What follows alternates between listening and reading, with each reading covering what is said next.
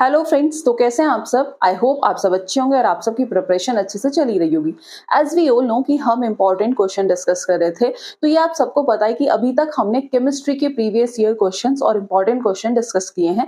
तो आज की क्लास में हम आपके लिए लेकर आए हैं बायोलॉजी के इंपॉर्टेंट क्वेश्चन जो चैप्टर सेल से हैं। और एज वी ऑल नो कि जो सेल चैप्टर है वो बायोलॉजी का अपने आप में एक बड़ा चैप्टर है, जहां से हर एग्जाम्स में क्वेश्चन पूछे जाते हैं।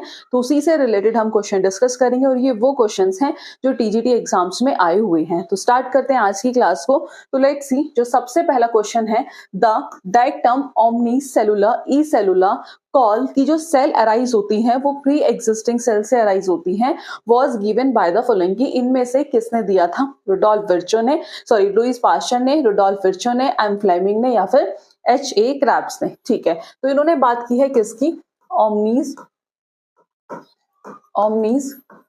सेलुलर ई सेलुलर, ओके, कॉल की जो सेल अराइज होती हैं, सेल अराइज फ्रॉम, वो किससे होती हैं, वो होती हैं प्री एग्जिस्टिंग सेल्स। ये किसने, प्री एग्जिस्टिंग सेल से, ये किसने दिया था, ये इस क्वेश्चन में पूछा है। तो ठीक है, ये आप सबको समझ आ रहा होगा कि किसका पार्ट है, सेल थ्योरी का पार्ट है। तो थोड़ा सा हम सेल थ्योरी पर डिस्कशन करेंगे। सेल थ्योरी, तो जो सबसे पहले सेल थ्योरी दी थी वो किसने दी थी, वो दी थी सिचलेडिन एंड सचवॉन ने। ओके, जो सेल थ्योरी दी थी वो किसने दी थी, वो दी थी सिचलेडिन एंड सचवॉन ने। Is that clear. इनके अकॉर्डिंग इन्होंने कहा था कि जो सेल है वो क्या है, एक basic structural and functional unit है लाइफ की। जो सेल है, cell is the basic structural and functional unit of life, कि जितने भी लिविंग ऑर्गेनिज्म हैं वो सब किससे मिलके बने हैं, वो सब सेल से मिलके बने हैं। कि ऑल लिविंग ऑर्गेनिज्म की जितने भी लिविंग ऑर्गेनिजम्स हैं वो सब किससे मिलके बने हैं, वो सब are made up of cell. कि वो सब जितने भी लिविंग ऑर्गेनिज्म हैं वो सब किससे मिलके बने हैं, वो सब सेल से मिलके बने हैं। Is that clear. अब बात हुई है कि all cell arise from pre existing cell. All cell की जितनी भी सेल हैं वो अराइज होती हैं किससे, फ्रॉम प्री एग्जिस्टिंग सेल से। तो ये किसने कहा था, प्री एग्जिस्टिंग सेल, तो ये था रुडोल्फ विर्चो, जिन्होंने बाद में, इनके बाद जिन्होंने सेल थ्योरी पर काम किया था। इन्होंने कहा था कि जो सेल अराइज होती है वो कोस कहां से होती है, वो होती हैं प्री एग्जिस्टिंग सेल से। ठीक है जी। और जितने भी लिविंग ऑर्गेनिजम्स हैं, all living organisms are made up of cell. Okay, एक या उससे ज्यादा सेल से मिलकर बने हुए होते हैं। और बात करें अगर सेल की डिस्कवरी किसने की थी, तो एज वी ऑल नो कि जो सेल की डिस्कवरी की थी वो किसने की थी, वो रॉबर्ट हुक ने की थी। और किस ईयर में की थी, 1665 में की थी। Is that clear. तो क्वेश्चन में यही पूछा है कि ओमनी सेलुलर ई सेलुलर की जो सेल अराइज होती हैं वो कहां से होती हैं, फ्रॉम प्री एग्जिस्टिंग सेल से। तो ये किसने दिया था, ये दिया था रुडोल्फ विर्चो ने। ठीक है, रुडोल्फ विर्चो ने। तो लेट्स सी, जो आपका फर्स्ट ऑप्शन हो गया लुईस पास्चर, ये गलत। जो आपका सेकेंड ऑप्शन हो जाएगा दैट इज रुडोल्फ विर्चो। तो जो आपका सेकेंड ऑप्शन होगा ये क्या होगा, सही आंसर। ओके, तो आप लिख सकते हैं इसमें कि जो सेल थ्योरी दी, अगर कोई पूछ ले, सेल थ्योरी जो दी थी वो दी थी किसने, सिचलेडिन। बहुत क्वेश्चन आता है इससे, सिचलेडिन एंड सचवॉन ने। और बाद में जो उस पर काम किया लेटर, वो दी थी रुडोल्फ विर्चो ने, जिन्होंने कहा था कि जो सेल जो अराइज होती है वो कहां से होती है, फ्रॉम प्री एग्जिस्टिंग सेल से। ओके, ये किसने कहा था, रुडोल्फ विर्चो ने, कि जो सेल अराइज होती हैं वो कहां से होती हैं, वो होती हैं फ्रॉम प्री एग्जिस्टिंग सेल से। Any confusion. थोड़ी सी नजर मार लेते हैं, जो फर्स्ट ऑप्शन था लुईस पास्चर, इससे भी क्वेश्चन आते हैं, लुईस पास्चर। अगर बात की जाए लुईस पास्चर की, तो इन्होंने क्या किया था, इन्होंने 1881 में एंथ्रेक्स वैक्सीन को डेवलप किया था। Develop the anthrax vaccine in 1881। Okay. Louis Pasteur ने एंथ्रेक्स वैक्सीन को डेवलप किया था इन 1881 में। Is that clear? और after that one more important point about Louis Pasteur, he developed the process of pasteurisation.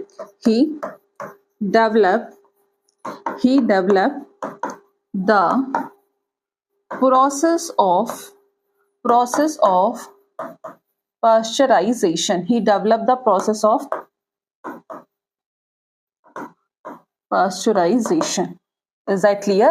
तो Louis Pasteur develop the anthrax vaccine in 1881 और he develop the process of pasteurisation. और ये कैसा process होता है जिसमें हम मिल्क को हीट करते हैं at certain temperature. Is that clear? कि पास्चराइजेशन एक ऐसा प्रोसेस है जिसमें हम मिल्क को हीट करते हैं एक सर्टेन टेम्परेचर पे। एक और इंपॉर्टेंट पॉइंट नोट करके लिखना जहां से क्वेश्चंस आते हैं, जब हमने एंथ्रेक्स वैक्सीन की बात की है तो लिखना की बात करें अगर एडवर्ड जेनर की, ठीक है, जिन्होंने फर्स्ट वैक्सीन को डिस्कवर्ड किया था वो कौन सी वैक्सीन थी? तो Edward Jenner discovered the vaccine for small pox. Edward Jenner discovered the vaccine for small pox. Okay, Edward Jenner discovered the vaccine for small pox. Any confusion? ठीक है, तो एडवर्ड जेनर ने क्या किया था? स्मॉल पॉक्स के लिए जो वैक्सीन थी उसको डिस्कवर किया था और ये पहली वैक्सीन थी, फर्स्ट वैक्सीन, ठीक है, जिसे एडवर्ड जेनर ने डिस्कवर किया था। ओके, तो आई होप आपको क्वेश्चन क्लियर हुआ होगा। तो मूव करते हैं नेक्स्ट क्वेश्चन पर। सेकेंड क्वेश्चन देख लेते हैं। ओके, क्वेश्चन नंबर सेकेंड है कि फर्स्ट यूकेरियोट वर्ड्स, ठीक है, जो पहले यूकेरियोट्स थे, मोनेडास, प्रोटिस्टा, प्रोटोजोआ, साइनोबैक्टीरिया। तो जो फर्स्ट प्रोकैरियोट्स थे, first prokaryotes were protista. First prokaryotes were protista. First prokaryotes were protista. Is that clear? Move करते हैं नेक्स्ट क्वेश्चन पर। क्वेश्चन नंबर थर्ड है कि the prokaryotic genetic system contain, prokaryotic genetic system क्या contain करता है? Both DNA and histone, या फिर DNA but no histone, histone but no DNA, या फिर डीएनए नहीं करता एंड नो हिस्टोन। तो एज वी ऑल नो कि जो प्रोकैरियोटिक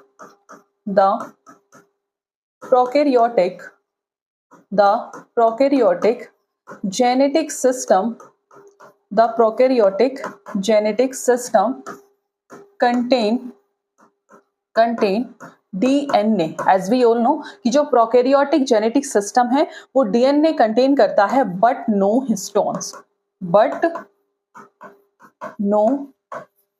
हिस्टोन्स। ओके, कि प्रोकैरियोटिक जेनेटिक सिस्टम जो है वो डीएनए कंटेन करता है बट कोई हिस्टोन्स जो है वो कंटेन नहीं करता। तो बोथ डीएनए एंड हिस्टोन, तो जो फर्स्ट ऑप्शन हो जाएगा ये क्या हो जाएगा आपका? गलत आंसर। अगर मैं बात करूं यूकेरियोट्स की, तो यूकेरियोट्स में बोथ डीएनए एंड हिस्टोन जो है वो क्या बनाते हैं? जेनेटिक सिस्टम बनाते हैं। In eukaryotes both DNA and histone form genetic system। Okay, कि यूकेरियोट्स में जो दोनों डीएनए और जो हिस्टोन है वो क्या बनाते हैं? वो जेनेटिक सिस्टम फॉर्म करते हैं। तो आइए ऑप्शन पे, तो पहला गलत हो गया था। तो जो प्रोकैरियोट्स है वो डीएनए कंटेन करते हैं बट नो हिस्टोन, तो जो आपका बी ऑप्शन होगा वो क्या होगा? सही आंसर। तो जो जेनेटिक मटेरियल होता है प्रोकैरियोटिक में, the genetic material in prokaryotes, the genetic materials in prokaryotes, that is important कि जो जेनेटिक मटेरियल होता है प्रोकैरियोट्स में, ठीक है, तो ये वो क्या होता है? इज अ सर्कुलर, ठीक है, क्या होता है? इज अ सिंगल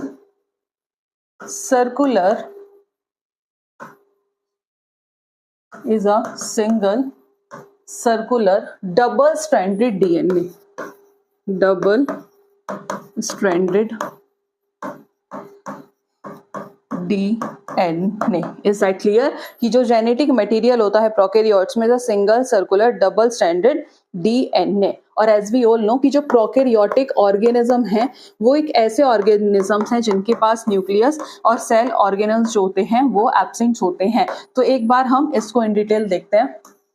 ओके तो एक बार हम प्रोकैरियोट्स पर इन डिटेल डिस्कशन करेंगे क्योंकि बहुत क्वेश्चंस इससे पूछे जाते हैं। तो लेट्स सी, बात करें प्रोकैरियोट्स। प्रोकैरियोट्स कैसे होते हैं? सिंपल होते हैं, सिंगल सेल ऑर्गेनिजम्स होते हैं, इनके अंदर न्यूक्लियस नहीं होता है और even other membrane bound organelle भी नहीं होते हैं। Is that clear? जैसे एंडोप्लाज्मिक रेटिकुलम, माइटोकॉन्ड्रिया वो इनके अंदर प्रेजेंट नहीं होते हैं। प्रोकैरियोट का जो प्रो का मतलब होता है वो होता है पहले, प्रोकैरियोट्स में जो प्रो का मतलब होता है वो होता है पहले, एंड कैरियन का मतलब होता है न्यूक्लियस। ठीक है जी, कैरियन का मतलब क्या होता है? न्यूक्लियस होता है। Is that clear? प्रो का मतलब क्या होता है? बिफोर, और कैरियन का मतलब होता है न्यूक्लियस, जिसका मतलब होता है before the nucleus. Is that clear? तो कुछ की कैरेक्टरिस्टिक्स देख लेते हैं। इसके अंदर कोई ट्रू न्यूक्लियस नहीं होता। इसका मतलब क्या है कि प्रोकैरियोट के अंदर मेम्ब्रेन बाउंड न्यूक्लियस नहीं होता है। Instead there genetic material DNA जो लोकेटेड होता है वो किस रीजन में होता है? वो होता है न्यूक्लियोइड में, which is not enclosed by a membrane. After that lack of membrane bound organelle, जैसा कि मैंने आपको बताया था कि इसके अंदर मेम्ब्रेन बाउंड ऑर्गेनल नहीं होते हैं, जैसे माइटोकॉन्ड्रिया जिसे पावर हाउस ऑफ सेल कहा जाता है वो भी नहीं होता, एंडोप्लाज्मिक रेटिकुलम भी नहीं होता, गोल्जी बॉडी नहीं होता। तो जितने भी सेलुलर प्रोसेस है जो कहाँ होते हैं? साइटोप्लाज्म में और at the cell membrane. Is that clear? After that cell structure की बात करें तो सेल वॉल जो मोस्ट प्रोकैरियोटिक्स होते हैं उनकी सेल वॉल कैसी होती है? रिजिड होती है। जो किससे मिलके बनी हुई होती है? बहुत क्वेश्चन आता है। जो पेप्टिडोग्लाइकोगन की मिलके बनी हुई होती है, जो बेसिकली एक स्ट्रक्चरल सपोर्ट और प्रोटेक्शन प्रोवाइड करती है। After that plasma membrane, cell is surrounded by a plasma membrane जो बेसिकली सब्सटेंस के मूवमेंट को क्या करती है? कंट्रोल करती है in and out of a cell. उसके बाद राइबोसोम, प्रोकैरियोटिक्स के पास क्या होते हैं? प्रोकैरियोट्स के पास राइबोसोम्स होते हैं। राइबोसोम्स का फंक्शन क्या होता है? ये क्या करते हैं? प्रोटीन का सिंथेसिस करते हैं। तो प्रोकैरियोट्स के पास क्या होते हैं? राइबोसोम्स होते हैं जो कि यूकेरियोटिक जो कि यूकेरियोट राइबोसोम से क्या होते हैं? स्मॉलर होते हैं, जो किस में इन्वॉल्व होते हैं? जो प्रोटीन सिंथेसिस में क्या होते हैं? इन्वॉल्व होते हैं। Is that clear? After that genetic material, अभी हमने देखा तो जो जेनेटिक मटेरियल होता है इन प्रोकैरियोटिक ऑर्गेनिज्म, इन प्रोकैरियोट्स में वो यूजुअली कैसा होता है? सिंगल सर्कुलर डीएनए, उसमें कोई हिस्टोन्स नहीं होते हैं। ठीक है, मैनी प्रोकैरियोट्स के पास कुछ प्लाज्मिड्स भी होते हैं, स्मॉल सर्कुलर डीएनए मॉलिक्यूल जो जीन्स को कैरी करते हैं for things like antibiotic resistance. Reproduction, जो प्रोकैरियोट्स है वो रिप्रोड्यूस करता है प्राइमरी बाय बाइनरी फिजन, एक simple process as we all know, जिसमें जो सेल्स हैं वो स्प्लिट हो जाती हैं दो आइडेंटिकल डॉटर सेल में। After that types of prokaryote, bacteria are क्या? ये सब क्या है? ये इसके टाइप्स है। ओके, आफ्टर दैट साइज, तो प्रोकैरियोट सेल्स जो होती हैं वो जनरली स्मॉलर होती है यूकेरियोट सेल से। Is that clear? Example bacteria जैसे ई कोलाई। ठीक है, जो ई कोलाई है, ई कोलाई हो गया, स्टेफिलोकोकस यूरियस, स्टेफिलोकोकस निमोनिया। ठीक है, अब बात करें आर क्या? ठीक है, thermophile heat loving, halophile salt loving, methanogens methane producing. ठीक है, if we talk about the cell structure diagram, तो इसमें सेल वॉल होता है जो शेप और प्रोटेक्शन प्रोवाइड करता है। प्लाज्मा मेम्ब्रेन होती है जो क्या करता है? बेसिकली अभी मैंने आपको बताया था कि जो प्लाज्मा मेम्ब्रेन है बेसिकली ये क्या करता है? सब्सटेंस के मूवमेंट को कंट्रोल करता है in and out of cell. Nucleoid region जहां पर वेयर द सेल डीएनए जो लोकेटेड होता है, राइबोसोम जहां पर प्रोटीन का सिंथेसिस होता है, और फ्लैजिला कुछ में प्रेजेंट होती है जो मूवमेंट में हेल्प करती है। आफ्टर दैट इसकी इंपॉर्टेंस क्या है? तो इकोलॉजिकल रोल क्या है? जो प्रोकैरियोट्स होते हैं उनका क्रिटिकल रोल होता है किस लिए? फॉर न्यूट्रिएंट रिसाइकल, जैसे nitrogen fixation in soil. After that they form the base of many food chains and are essential in decomposing organic matter, जो ऑर्गेनिक मैटर के डिकम्पोजिंग के लिए जरूरी होते हैं। बायोटेक में अगर मैं बात करूं, बायोटेक्नोलॉजी में अगर बात करूं, तो प्रोकैरियोट जैसे ई कोलाई ये कहाँ यूज होता है? ये बायोटेक्नोलॉजी में, जेनेटिक इंजीनियरिंग में क्या होता है? यूज होता है, जो क्या करता है? And the production of insulin and other medicine में इसका यूज किया जाता है। कुछ प्रोकैरियोट्स पैथोजेनिक होते हैं, कुछ डिसीज कोज करते हैं, जैसे अदर्स लाइक प्रोबायोटिक ये बेनिफिशियल्स होते हैं फॉर गट हेल्थ। तो बेसिकली रीड आउट कर लीजिएगा, यहाँ आपको फुल इंफॉर्मेशन मिलेगी about prokaryotes. Okay, next question. Question number 4 है the most abundant molecules of a cell is, कि क्वेश्चन में पूछा है कि कोशिका का सबसे अबंडेंट मॉलिक्यूल है, डीएनए है, डीऑक्सीराइबोस न्यूक्लिक एसिड है, आरएनए है, प्रोटीन है या फिर वाटर है। तो बताना है कि कोशिका का सबसे अबंडेंट मॉलिक्यूल्स कौन सा है। तो एज वी ऑल नो कि जो सेल है वो किससे मिलके बनी हुई होती है, तो cells are composed of water, cells are cells are composed of water, inorganic ions। ठीक है, जो सेल्स है वो किससे मिलके बनी हुई होती है, तो वो वाटर से मिलके बनी हुई होती है, इनऑर्गेनिक आयन से मिलके बनी हुई होती है, composed of and carbon containing organic molecule. Sorry, जो सेल्स है are composed of water, inorganic ions and carbon containing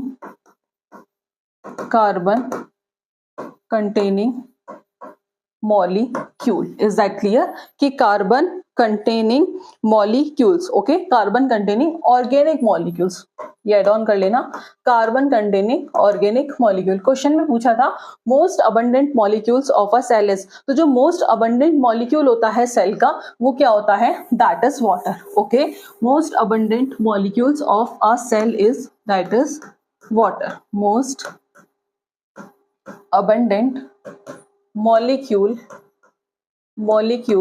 of a cell is, तो वो क्या होता है, दैट इज वाटर, की most abundant molecules of a cell is water. तो first option हो गया गलत, सेकंड गलत, थर्ड गलत, फोर्थ क्या हो जाएगा, सही आंसर। इज दैट क्लियर, आगे बढ़े, ठीक है। नेक्स्ट क्वेश्चन, क्वेश्चन नंबर 5 है which of the following is an exception to cell theory, कि इनमें से कौन सा, निम्नलिखित में से कौन सा कोशिका सिद्धांत के अपवाद में है, बैक्टीरिया, प्रोटिस्टा, वायरस, प्रोटोजोआ। तो एक्सेप्शन क्या है, दैट इज वायरस। ठीक है जी, एक्सेप्शन क्या है, वो क्या है, दैट इज वायरस। क्यों है, क्योंकि वायरस क्या है, एक नॉन लिविंग साइटोप्लाज्म एंटाइटिटीज है। ठीक है, वायरस कैसी है, नॉन लिविंग साइटोप्लाज्म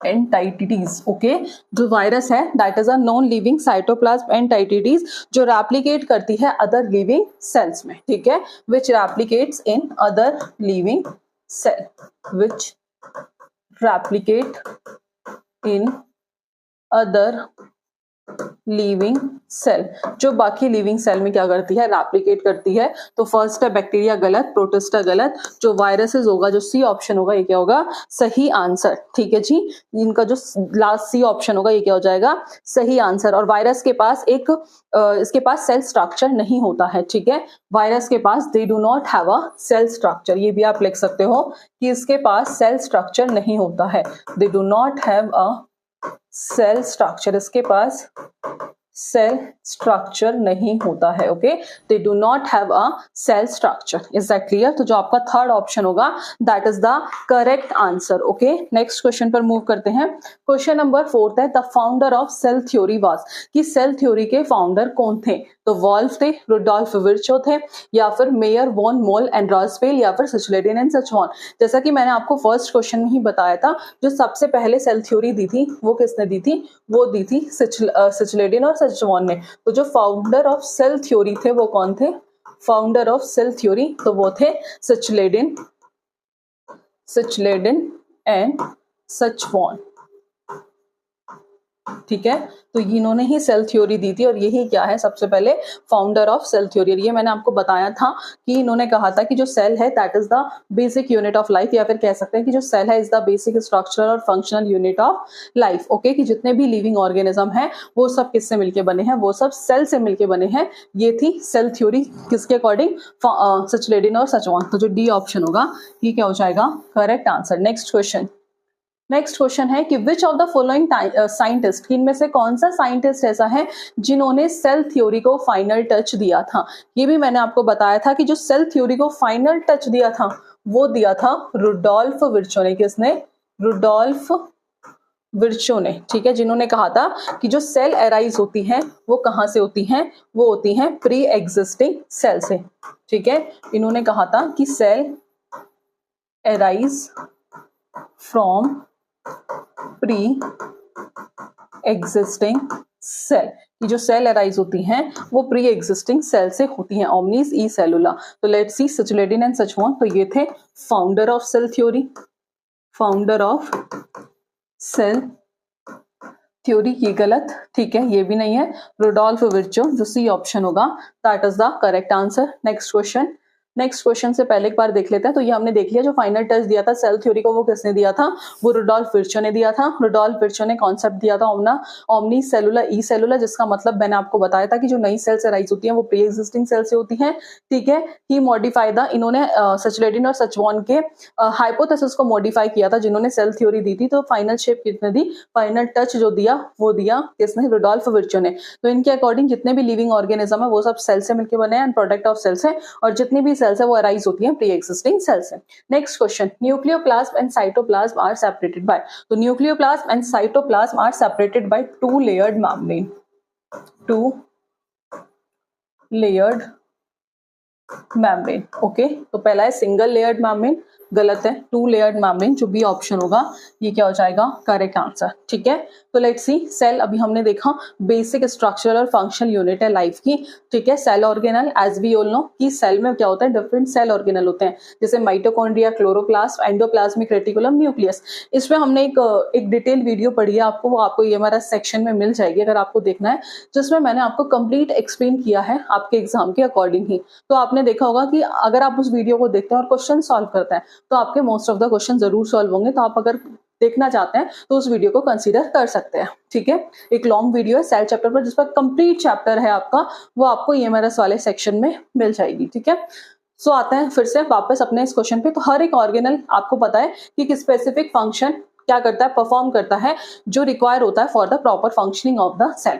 अब बात करें न्यूक्लियस, न्यूक्लियस एक क्या है, बेसिकली न्यूक्लियस एक पाइवोटल, मतलब एक पाइवोटल ऑर्गेनल है, जो किस लिए रिस्पॉन्सिबल होता है, जो रिस्पॉन्सिबल होता है almost all form of cellular activities की, सारी सेलुलर एक्टिविटीज के लिए जो न्यूक्लियस है वो क्या होता है, रिस्पॉन्सिबल होता है। जो न्यूक्लियस है एक डबल लेयर्ड कवरिंग, जिसे न्यूक्लियर मेम्ब्रेन और न्यूक्लियर एनवेलप कहा जाता है, जो सेपरेट होता है the nucleus from the cytoplasm. Nuclear membrane में पोर होते हैं जो क्या करते हैं, जिसकी वजह से जो ट्रांसफर होता है मटेरियल का फ्रॉम इनसाइड द न्यूक्लियस वो हो पाता है into outside and make that is to the cytoplasm. Next question से पहले ये कुछ इंपॉर्टेंट पॉइंट है ऑन द न्यूक्लियस जो आपके एग्जाम के लिए यूजफुल है, ठीक है। तो रॉबर्ट न्यूक्लियस की डिस्कवरी किसने की थी, रॉबर्ट ब्राउन ने की थी, एक ब्रिटिश बायोलॉजिस्ट थे, ठीक है, जिन्होंने न्यूक्लियस को डिस्कवर किया था। ये जो सेल ऑर्गेनल है इसका नाम जो पड़ा न्यूक्लियस, वो किसके अकॉर्डिंग पड़ा, according to the Latin word जिसका मतलब है न्यूक्लियस, जिसका मीनिंग है सीड, ठीक है। स्टडी ऑफ न्यूक्लियस जिसे कहा जाता है कैरियोलॉजी। न्यूक्लियस एक double membrane bound dense protoplasmic body है जो सारे सेलुलर मेटाबॉलिज्म को कंट्रोल करती है and enclose the genetic information of the cell. Nucleus को कंसीडर किया जाता है controller and the director of the cell भी इसे कहा जाता है, ठीक है। नेक्स्ट क्वेश्चन नंबर 9 है कि which one of the following is not a feature of prokaryotic cell, कि इनमें से प्रोकैरियोटिक सेल का फीचर कौन सा नहीं है, ठीक है। Absence of nuclear membrane and the nucleus, yes, कि प्रोकैरियोटिक के अंदर, प्रोकैरियोटिक सेल के अंदर जो है, बात करें अगर हम प्रोकैरियोटिक सेल के अंदर न्यूक्लियस एब्सेंट होता है, ठीक है। तो ये तो है कौन सा फीचर नहीं है, ठीक है, ये तो सही है। After that absence of a cell organelle, yes, कि प्रोकैरियोटिक सेल के अंदर सेल ऑर्गेनल भी नहीं होते हैं, जैसे mitochondria, endoplasmic reticulum, Golgi complex, तो ये सेल ऑर्गेनल भी नहीं होता है, ये भी सही है। Absence of genetic material, but prokaryotic cell में जेनेटिक मटेरियल होता है, दैट इज डीएनए। तो ये ही क्या होगा, पूछा है कि कौन सा फीचर नहीं है, तो जो आपका सी ऑप्शन होगा that is the correct answer, okay. Next question, Which one of the following is neither a prokaryote or nor an eukaryote, कि इनमें से ऐसा कौन सा है, ना तो वो प्रोकैरियोट है ना ही यूकैरियोट है, ऑसिलेटोरिया, टीएमवी ईस्ट या फिर ई कोलाई। तो बात करें TMV, that is tobacco mosaic virus, ठीक है। TMV is tobacco mosaic virus. तो जो टीएमवी है ना तो ये प्रोकैरियोट है और ना ही ये यूकैरियोट है, because virus does not have any character of living things, ठीक है जी, because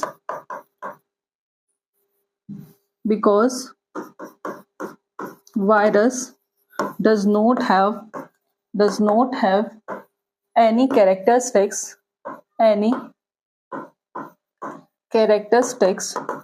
of living things. Okay, तो tobacco-mosaic virus is neither a prokaryotes or nor an eukaryotes, ना तो वो प्रोकैरियोट्स ही है ना ही यूकेरियोट्स ही है, क्योंकि वायरस के पास लिविंग थिंग्स की कोई कैरेक्टरिस्टिक्स नहीं होती है। तो जो बी ऑप्शन होगा that is the correct answer. Next question से पहले ये कुछ सेल ऑर्गेनल है और यूकेरियोटिक और प्रोकैरियोटिक सेल है। न्यूक्लियस जैसा मैंने आपको बताया था यूकेरियोटिक में होता है, प्रोकैरियोटिक में नहीं होता। ठीक है, सेल टाइप यूकेरियोटिक मल्टीसेलुलर होता है और प्रोकैरियोट यूनिसेलुलर होता है। टू मेम्ब्रेन बाउंड न्यूक्लियस वो प्रोकैरियोटिक में नहीं होता लेकिन यूकेरियोटिक में होता है। लाइसोसोम एंड पेरिक्सोसोम ये भी यूकेरियोट में होता है बट प्रोकैरियोट में नहीं होता। एंडोप्लाज्मिक रेटिकुलम एंड माइटोकॉन्ड्रिया ये सेल ऑर्गेनल है जो यूकेरियोट में प्रेजेंट होते हैं बट प्रोकैरियोट में नहीं होते हैं। राइबोसोम्स प्रेजेंट दोनों में होते हैं बट जो प्रोकैरियोट है उसमें स्मॉलर होता है, यूकेरियोट्स में लार्जर होते हैं। सेल वॉल इस यूकेरियोट्स में only in plant cell and fungi, chemically similar और इसमें केमिकली कॉम्प्लेक्स। ठीक है, तो ये इंपॉर्टेंट है, यहां से आप इन दोनों को रिकॉल कर सकते हैं। ओके, आफ्टर दैट हमने बात की टोबैको मोजाइक वायरस। ठीक है, टोबैको मोजाइक वायरस एक ऐसा वायरस है ना तो वो प्रोकैरियोट्स है और ना ही यूकेरियोट्स है। ये मैंने बताया क्योंकि virus does not have any character of living things, कि उसके पास कोई भी लिविंग थिंग्स का कैरेक्टर नहीं होता है। इसे अपने एप्लीकेशन को कंप्लीट करने के लिए होस्ट बॉडी की जरूरत होती है। It require a host body to complete its application. Without the host ये क्या कंसीडर किया जाता है, इसे नॉन लिविंग कंसीडर किया जाता है। और as we all know that is important कि जो वायरस है उसे क्या कंसीडर किया जाता है, वायरस इज कंसीडर एक कनेक्टिंग लिंक किसके बीच में, between living and non living. Okay, so move करते हैं नेक्स्ट क्वेश्चन पर। नेक्स्ट क्वेश्चन से पहले नोस्टॉक जो है वो कैसा है, एक प्रोकैरियोट सेल है जिसके अंदर न्यूक्लियस नहीं है and other eukaryote organ characters भी नहीं है, जैसे साइनोबैक्टीरिया और ब्लू ग्रीन एल्गे भी कहा जाता है। जो मेन फंक्शन होता है ये एटमॉस्फेरिक नाइट्रोजन को फिक्स करता है which help of specialize cell called heterocyst, मतलब विद द हेल्प ऑफ किसकी हेल्प से, एक स्पेशलाइज सेल की हेल्प से जिसे कहते हैं हेट्रोसिस्ट। ये भी अपने आप में एक इंपॉर्टेंट पॉइंट है। ओके, आफ्टर दैट क्लैमिडोमोनास एक यूनिसेलुलर ग्रीन एल्गी है, सबको पता होगा। ये एक हायर फोटोसिंथेटिक पिगमेंट कंटेन करता है like chlorophyll A and chlorophyll B, तो जिसके लिए कैपेबल होता है producing its food. After that saccharomyces जिसे ईस्ट कहा जाता है, और ईस्ट क्या है, ईस्ट इज अ फंगस और ये क्या है, ये एक यूकेरियोट है। ठीक है, ये क्या है, इट इज अ यूकेरियोट। ठीक है, और क्या है, हेट्रोट्रॉप है, यानी कि अपने खाने के लिए दूसरों पर डिपेंड होती है। और रिप्रोड्यूस कैसे होता है, by budding. Okay, reproduce by budding. तो जो इंपॉर्टेंट पॉइंट है वो मैंने इसमें हाईलाइट कर दिए। Next question, which among the following is not an example of prokaryotic cell, कि इनमें से प्रोकैरियोटिक सेल का कौन सा एग्जांपल नहीं है। तो जो बैक्टीरिया है वो तो प्रोकैरियोटिक सेल का एग्जांपल है, prokaryotic cell. If we talk about chlorella, तो जो ये है ये not an example of prokaryotic cell, ये प्रोकैरियोटिक सेल का एग्जाम्पल नहीं है। और जब ये प्रोकैरियोटिक सेल का एग्जाम्पल नहीं है तो यही ऑप्शन क्या होगा, सही आंसर, और यही क्वेश्चन में पूछा है। और जो क्लोरेला है ये क्या होता है, एक फ्रेश वाटर एल्गे है और यूनिसेलुलर प्लांट ऑर्गेनिज्म है। कैसा है, फ्रेश वाटर एल्गे और यूनिसेलुलर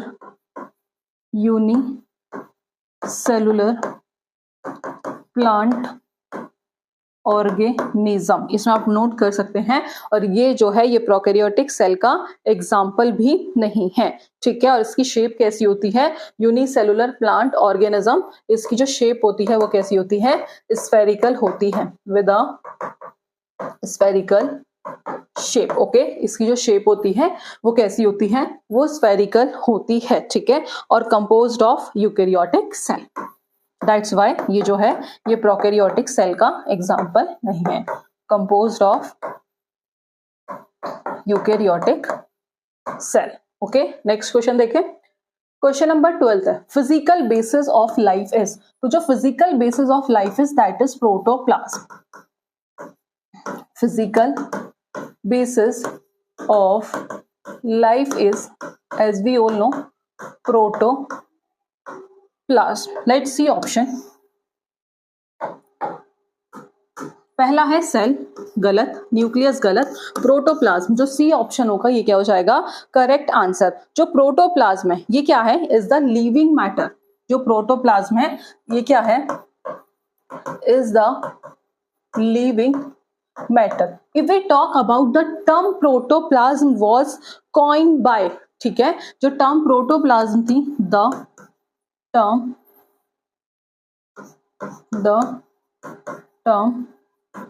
protoplasm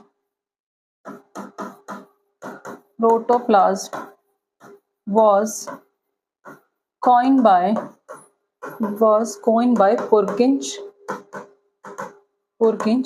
in 1839। ईयर एक बार आप भी चेक कर दीजिएगा।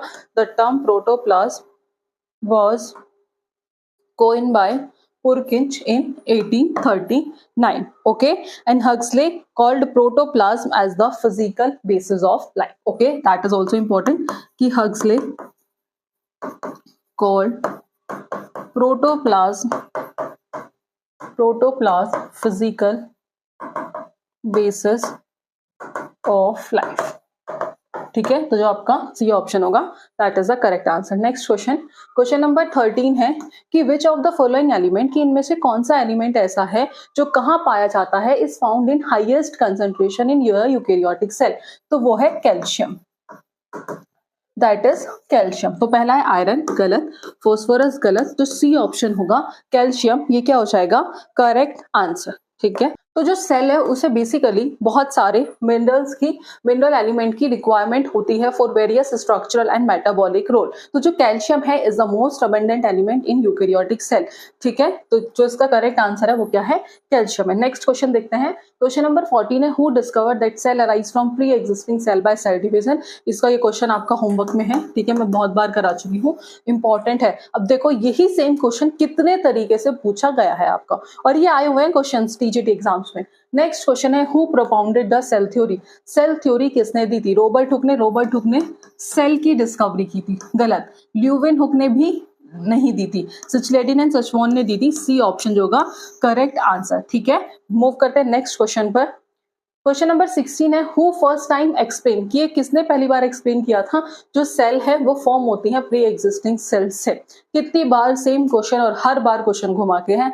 रॉबर्ट ब्राउन की डिस्कवरी, रॉबर्ट ब्राउन ने किसकी की थी, न्यूक्लियस की, ओके। रॉबर्ट हुक ने किसकी की थी, सेल की। थियोडर एंड सचमोन, सिचलेडिन एंड थियोडर सचमोन, इन्होंने सेल थ्योरी दी थी। एंड आफ्टर दैट इन्होंने कहा है कि सेल जो है वो प्री एग्जिस्टिंग सेल से कहा था रुडोल्फ विर्चो ने, जो डी ऑप्शन होगा that is the correct answer. Next question है, smallest size of the cell which can be seen with naked eye. तो वो होता है 100 माइक्रोन, तो 1 माइक्रोन गलत, 100 माइक्रोन जो बी ऑप्शन होगा that is the correct answer, okay. Next question number 80 है, mitochondria are found in prokaryotic cell, eukaryotic cell या सारे बैक्टीरिया या फिर न्यूक्लियस ऑफ प्रोकैरियोटिक सेल। तो जो माइटोकॉन्ड्रिया है वो कहाँ पाया जाता है, तो mitochondria are found in all eukaryotic cell, ठीक है। चलो माइटोकॉन्ड्रिया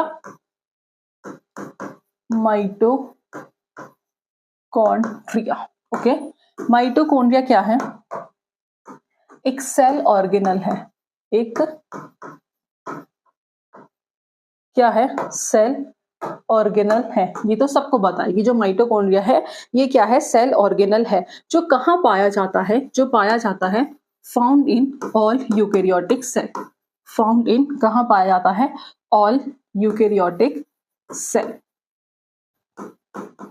ओके। कहाँ पाया जाता है, found in all eukaryotic cell में ये पाया जाता है, ठीक है। It is not a nuclear material, it is not a nuclear material, it is not a nuclear material। After that ये एब्सेंट होता है बैक्टीरिया में, एब्सेंट इन, कहाँ एब्सेंट होता है ये, एब्सेंट इन ऑल बैक्टीरिया, ठीक है जी। कहाँ एब्सेंट होता है, ये सारे बैक्टीरिया में एब्सेंट होता है, जिसे क्या कहा जाता है, जिसे पावर हाउस ऑफ सेल कहा जाता है? इसे पावर हाउस ऑफ सेल क्यों कहा जाता है? बिकॉज एटीपी फॉर्म होता है in mitochondria, because ATP are form in mitochondria, because ATP are form mitochondria में एटीपी का फॉर्मेशन होता है और रिलीज होता है एस किसकी फॉर्म में? एनर्जी की फॉर्म में, ठीक है जी। और ये क्या होता है? And release the energy, sorry ये क्या करता है? एनर्जी को रिलीज करता है and release the energy. Okay, अब एटीपी क्या होता है? ATP that is adenosine triphosphate, that is ATP। Okay, move करते हैं नेक्स्ट क्वेश्चन पर। क्वेश्चन नंबर 19 है movement of cytoplasm inside the cell, की जो मूवमेंट होता है साइटोप्लाज्म का सेल के अंदर, उसे क्या कहा जाता है? तो उसे कहा जाता है साइक्लोसिस। क्या कहा जाता है उसे? उसे कहा जाता है साइक्लोसिस। क्या कहा जाता है? उसे कहा जाता है साइक्लोसिस, ठीक है। और इसे साइटोप्लाज्मिक स्ट्रीमिंग भी कहा जाता है, also known as cytoplasmic streaming भी इसे कहा जाता है। तो पहला है डिफ्यूजन, गलत। सोलो फ्लक्चुएशन, गलत। साइक्लोसिस जो सी ऑप्शन होगा, ये क्या होगा? सही answer. Next question, question number 20 है गोल्जी कॉम्प्लेक्स कहाँ पाया जाता है? सारी सेल में, all the cell except RBC, या फिर all the except prokaryotic cell RBC, all the animal and bacteria cell? ये क्वेश्चन है आपका होमवर्क। ओके, सो ये थे कुछ क्वेश्चंस, 20 क्वेश्चंस है जो हमने आज की क्लास में डिस्कस किए हैं। आई होप आपको आज की क्लास पसंद आई होगी। फर्दर ऐसी क्लास के लिए आप हमारे चैनल से जुड़े रहिएगा। आज की क्लास में इतना ही, ठीक है। मिलेंगे नेक्स्ट क्लास में नेक्स्ट क्वेश्चंस के साथ। Thank you for watching this class.